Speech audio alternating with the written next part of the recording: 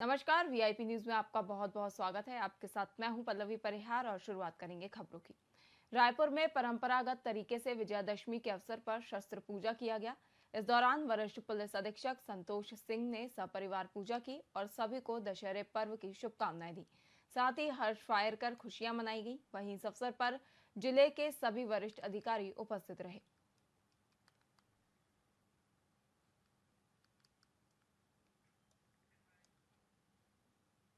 दशहरे के अवसर पर जांजगीर के पुलिस लाइन में शस्त्र पूजन किया गया। इस अवसर पर पुलिस अधीक्षक विवेक शुक्ला ने बताया कि शस्त्र पूजा की परंपरा रही है और उसी का पालन करते हुए हर साल की तरह इस साल भी शस्त्र पूजा कर फायरिंग की गई। इस दौरान पुलिस अधीक्षक ने लोगों को विजयादशमी की शुभकामनाएं दी और शांति व्यवस्था बहाल रखने की अपील की। बता दें कि पुलिस लाइन में शस्त्र पूजन के बाद अलग अलग शस्त्रों का परीक्षण किया गया।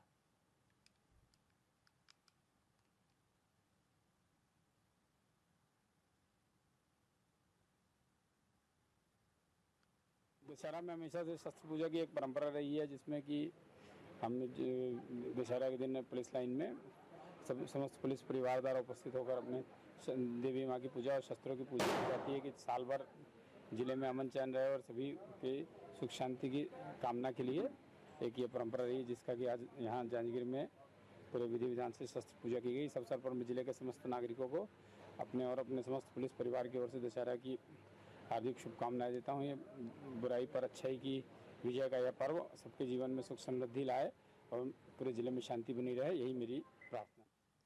मुंगेली में एक शख्स ने पुलिस पर हॉस्पिटल में बंधक बनाकर बेरहमी से पीटने का आरोप लगाया है।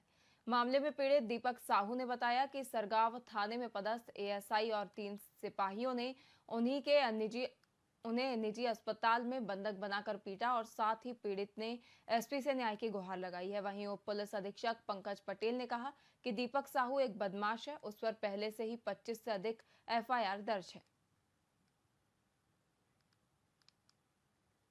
मैं हॉस्पिटल पेशेंट के नाम से वहाँ गया था।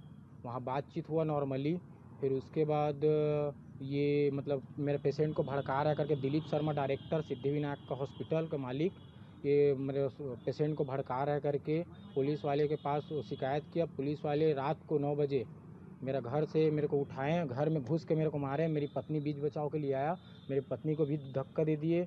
अभी मेरी पत्नी 6-7 महीने की गर्भवती है। उसके बाद घर से उठाने के बाद मेरे को सिद्धिविनायक हॉस्पिटल लेके गया। वहाँ बंधक बना के मेरे को रस्सी में बांध के पूरा एकजुट होके एक राय होके लोग मारपीट किए। फिर उसके बाद मेरे को सरगांव थाना लेके आया गया।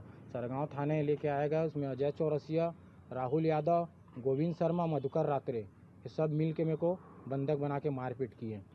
ये लोग कौन है जिनका नाम लिया आप? ये पुलिस वाले हैं, सरगांव थाना के स्टाफ हैं। हाँ, शिकायत की मैं एसपी साहब के पास।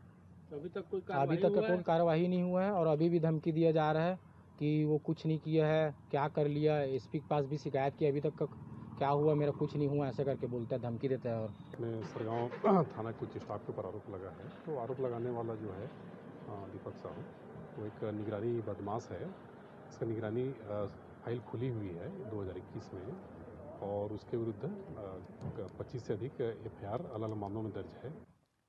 मुख्यमंत्री विष्णुदेव साय गुरु दर्शन मेले में शामिल होने के लिए बलौदा बाजार से रवाना हुए।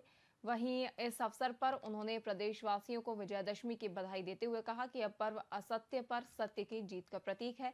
उन्होंने बताया कि आज शस्त्रों की पूजा करने की परंपरा है जो पुराने समय से चली आ रही है। जब भी राजा महाराजा शस्त्रों की पूजा करते थे। वहीं हरियाणा में ईवीएम के संबंध में कांग्रेस की ओर से निर्वाचन आयोग में की गई शिकायत पर प्रतिक्रिया देते हुए सीएम साय ने कहा कि हर बार का रोना है, जब भी चुनाव हारते हैं ईवीएम पर ठीकरा फोड़ते हैं। साथ ही उन्होंने स्पष्ट किया कि चुनावी नतीजों के लिए ईवीएम को जिम्मेदार ठहराना उचित नहीं है। विजयादशमी है, समस्त छत्तीसगढ़वासियों को विजयादशमी दशहरा की बहुत बहुत बधाई और शुभकामनाएं।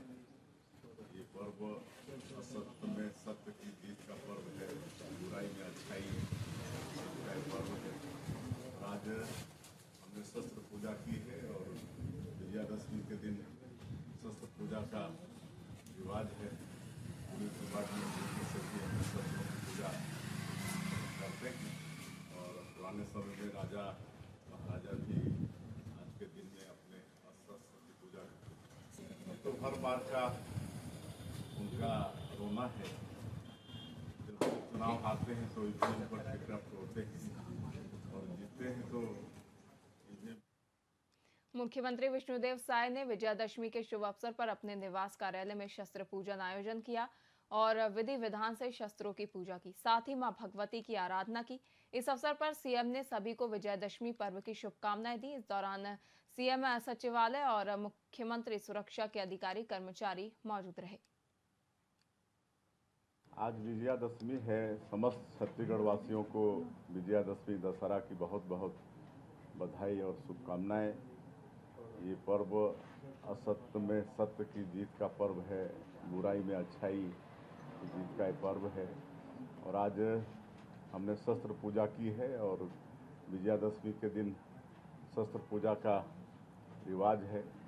पुलिस डिपार्टमेंट में भी सभी अपने शस्त्रों की पूजा करते हैं और पुराने समय में राजा महाराजा भी आज के दिन में अपने शस्त्र की पूजा करते थे। आज विजयादशमी है। समस्त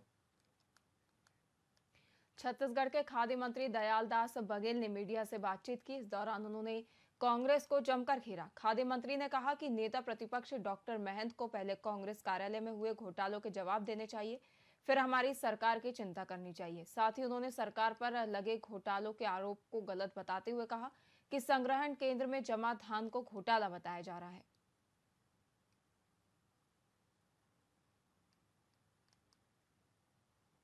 अभी मंत्रिमंडलीय समिति की बैठक हुआ है, उस बैठक में चर्चा हुआ है।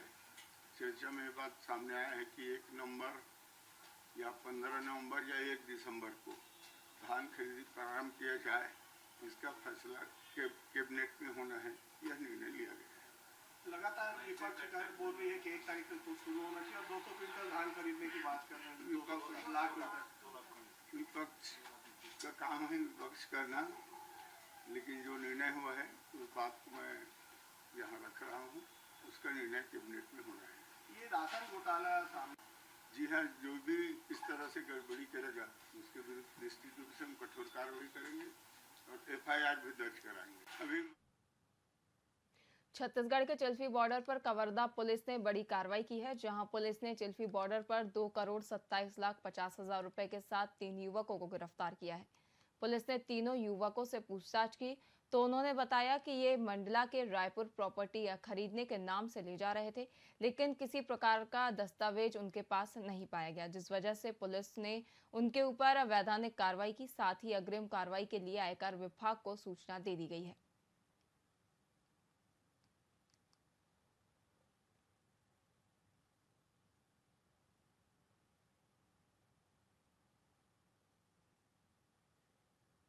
जिला कबीरधाम पुलिस को ये सूचना मिली कि कुछ व्यक्ति मंडला से होते हुए रायपुर जा रहे हैं और उनकी गाड़ी में पैसे रखे हुए हैं। जो पैसे हैं उनका कोई हिसाब किताब नहीं है, उसके संबंध में कोई वैध दस्तावेज नहीं है। इसके सूचना पर चिल्फी पुलिस के द्वारा नाकाबंदी की गई और उनको डिटेन किया गया और बाद में जब पूछताछ की गई तो उनके पास कोई दस्तावेज नहीं मिले उस रकम से संबंधित, और रकम को जब्त करके उसको IT विभाग को संबंधित विभाग को भेजा जा रहा है। जिला कबीरधाम पुलिस को ये दुर्ग भिलाई की जीवनदायिनी शिवनाथ नदी का अस्तित्व अब खतरे में नजर आ रहा है, जिसके किनारे को पाटकर फार्म हाउस और रिजॉर्ट मालिक चंद रुपयों की लालच में शिवनाथ नदी का अस्तित्व को खतरे में डाल रहे हैं।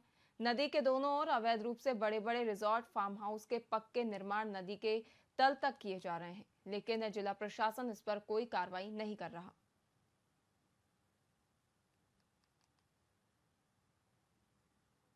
अभी आपके द्वारा ये बात संज्ञान में आया है, इसको संबंधित विभाग को भेजकर इसको जांच कराई जाएगी और उसके बाद शासन के नियमानुसार उन पर कार्रवाई की जाएगी।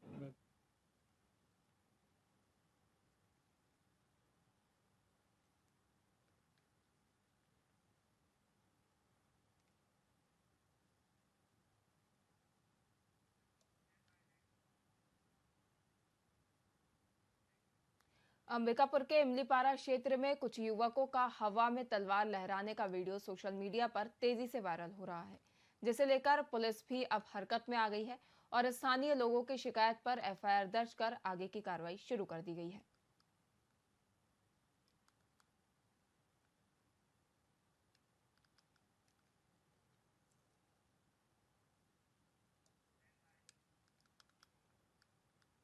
प्रधानमंत्री आवास योजना के अंतर्गत एक मेले का आयोजन किया गया, जहां प्रभारी मंत्री केदार कश्यप ने हितग्राहियों के आवास का सांकेतिक रूप से फीता काटकर गृह प्रवेश कराया। वर्तमान में 6,790 नए मकानों का प्रतीकात्मक उद्घाटन किया गया है, जबकि लगभग 11,000 आवास निर्माण कार्य अभी पेंडिंग है। बता दें कि इस योजना के माध्यम से सरकार गरीबों को स्वच्छ और सुरक्षित आवास उपलब्ध कराने के लिए प्रतिबद्ध है।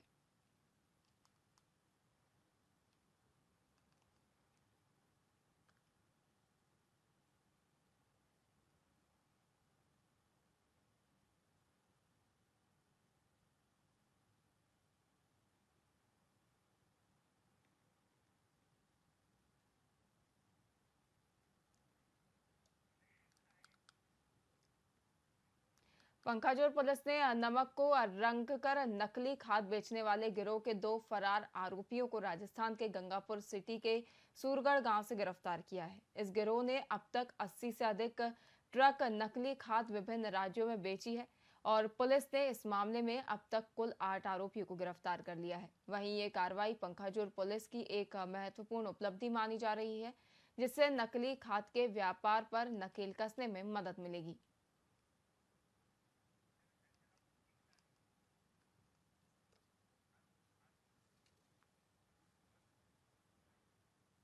शुरू में 2 आरोपी गिरफ्तारी की गई थी और बाद में 4 आरोपी को राजस्थान से गिरफ्तार करके लाया गया था, जिनकी फैक्ट्री से नमक को रंग कर नकली खाद बनाया जाता था।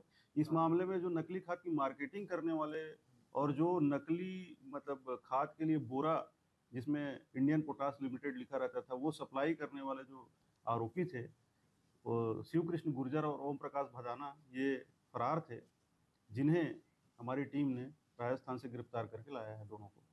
शिव कृष्ण गुर्जर और ओम प्रकाश भदाना का भी मेमोरेंडम वगैरह लिया गया है, जिसमें उन्होंने करीब 80 ट्रक माल जो है अलग अलग राज्यों में भेजना स्वीकार किया है। सर, कितनी बड़ी चुनौती थी पुलिस के लिए? पुलिस के लिए बहुत बड़ी चुनौती थी कि दोनों ये बहुत शातिर और चालाक आरोपी थे। पूर्व में भी जब पहली बार गिरफ्तारी करने इनकी गए थे तो ये फरार हो गए थे पुलिस को देखकर, और इस बार भी जैसे ही पुलिस उनके घर के पास पहुंची, शिव कृष्ण गुर्जर ओम प्रकाश भदाना दोनों ही अपने घर के पीछे छत से कूद कर भाग रहे थे। पुलिस ने उनका 2 किलोमीटर तक पीछा किया और अपनी हिकमत अमली और चतुराई से उन्हें धर एनसीआरबी के आंकड़ों को लेकर भाजपा प्रवक्ता नलिनेश ठोकने ने छत्तीसगढ़ के पूर्व मुख्यमंत्री भूपेश बघेल की सरकार पर जमकर हमला बोला है। उन्होंने कहा कि बघेल को छत्तीसगढ़ की जनता से अपने 5 साल के प्रशासन काल के लिए माफी मांगनी चाहिए, क्योंकि उनके सरकार के समय कई लोगों ने अपनी जीवन लीला समाप्त करने के लिए आत्महत्या का रास्ता अपनाया, जो कि एनसीआरबी के आंकड़ों में साफ देखा जा सकता है।